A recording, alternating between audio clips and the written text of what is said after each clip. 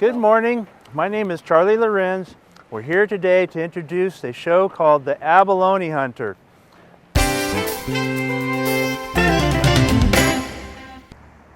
VanDamm State Beach is one of the most popular beaches along the northern coast of California because of its ease of entry, mostly because of the rocks behind me, as you see, create a really nice protection against rough water and can make the cove very protected, ocean and calm ocean for ease of entry. The popular place here to go diving for most people is to take their kayaks or swim out to the far reefs behind me here, as you can see, especially on low tides like what we have today. It's very, very shallow out there and tons of abalone. There is a tiny little rock that you can see exposed here. That is a small little reef there, and there are some abs, probably just barely legal size too. But it is a short swim and they are easy to get to. But if you do want to go for the larger abs, you definitely want to go out to the further rocks. The further out you go, you'll start finding more in the range of 7.5, 8-inch abs, a little bit deeper too. Of course, if you get into the real deep water, that's where you're going to be finding the bigger 8, possibly even some 9-inch abalone out there. The most popular place for people to go diving here in VanDamm is actually going to be those rocks right there, especially on the low tides. Very, very shallow, believe it or not, and tons of abalone. We have showers here so the divers can rinse off their gear, their wetsuits, get the sand out of their hair if necessary too. A little river here coming along the way is kind of convenient for especially kayakers who could put their kayaks into the river and go out to the ocean versus dragging along the sand. Where did you get your abalone? Out here in the rocks? Yeah, from the rock.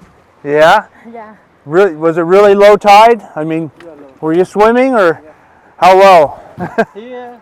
Oh yeah. When people talk about VanDamm, they talk about what is called the keyhole. Right behind me there, that big rock with the little arch in there is a tiny little cave actually. But right in that channel there, on a minus tide particularly, it could be very shallow from anywhere from ankle depth to up to your waist. Great for a lot of people that are going out to rock pick. But for divers, on the higher tide could be anywhere from 6 to 8 feet in depth. Not too deep for diving, and there are tons of abalone there as well. But it is a fun place to go visit, especially on a kayak, because if you try to swim, well, I think you can see it's a long way to swim.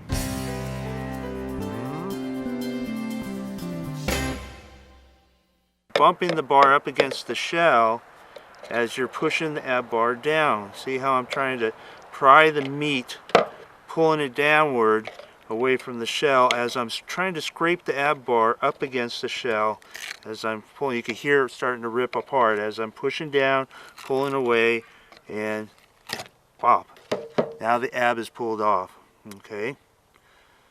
Now don't try to rip it all the way off because sometimes you'll end up with a little bit of a mess. You'll end up with the guts possibly tearing off with the whole ab, in which case then it's a little bit more difficult to take the guts off. It can be done, but the easier way now is to go by the apex side of the ab now and lift the abalone. See, I'm lifting the abalone. You can see the button. We're part of the muscle. This part's called the muscle. The white part, which we're after, is the muscle. And here's the gonads right here. And the gonads are still attached to the abalone, but the easier method of taking the guts or the gonads away from the ab is simply taking your hand. See how I'm holding the ab up and I'm forcing my fingers, or the web part of my hands right here, down and into the guts right here. And as I'm pulling, I'm lifting and pushing at the same time, basically tearing the guts off. And there we go. And just keep on pulling until at least most of the guts come off with it. And you can see here the guts are here, and you got at least 90% of the guts came out with it this time. But if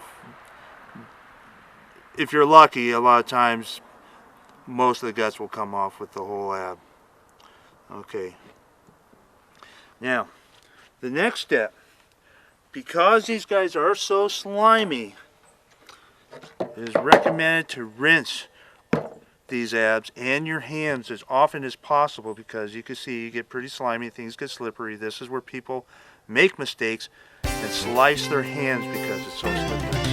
So, in early months of our season here, April, May, we don't have a lot of kelp. As you can see behind me, there is some kelp out there. But here pretty soon, in June and July, the kelp grows so fast that it's going to get very, very thick. So keep in mind that tides do make a big difference in diving here at VanDamm.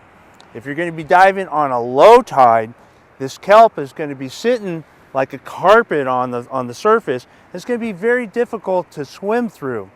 If you're on a kayak, it might be a little different. It might be easier to go over the kelp in the kayak. But generally speaking, some divers would prefer to dive on a higher tide where the kelp is going to stand straight up like this and much easier to weave through the kelp, versus on a low tide when it's a carpet and trying to crawl over the kelp. Again, this time of year, as you can see behind me, kelp is not too bad. Beautiful day here.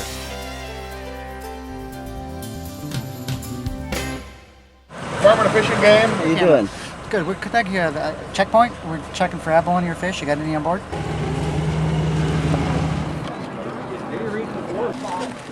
Right there. Down to the chain, please, all the way down the end. So we got a whole new culture and a whole lot of people that use abalone in their culture, and not necessarily for food. Most of this abalone gets dried, ground into powder, and sold medicinally by the gram. So one abalone, a poacher might get, who's selling illegal selling abalone, he might get up from $50 to $100 per abalone, depending on the size. By the time that abalone goes to Hong Kong and gets sold by the gram, it might be fetching $2,000. This is where it's at. It's in Fort Bragg. This is their phone number. If you don't get anything in the mail, you need to call the number, okay? I'm going to let you keep your dive gear, all right? Okay? But I'm keeping your abalone. Sorry. Okay. But like I said, you understand about the mussels? They're in quarantine. Really? Yeah. Because of the red tides, they're advising, the health department's advising that you shouldn't eat them. The abalone are fine, but the mussels aren't good this time of year. Okay? One of the many features that's fun about VanDamm is there's so many different places to go diving. Earlier we talked about the reef out front, which is commonly known as the keyhole. But right behind me over here you can see the island and many, many rocks that are jutting out. Very, very shallow again over here. Today would be a perfect day to go diving out there, because normally along the Mendocino coast here we have a current that comes along from the north heading to south, and our winds are coming from the north heading to south usually. And if you were to dive on the south side of the beach heading back home toward the parking lot, you would have a headwind generally. Today we have south winds, so if you were to go diving over here on a day where there's south winds, you would have the wind behind you as you're coming back home. Really nice way to come back home, and much safer too. So keep that in mind when you're out there planning your dives at VanDamm or anywhere along the Mendocino coast. Check the weather. Which way is the wind coming from? The north, west, south?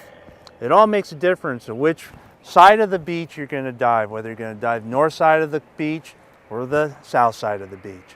In any case, this place over here with the island and all the rocks, again on a low tide, much shallower to dive, and many, many abalone out there too.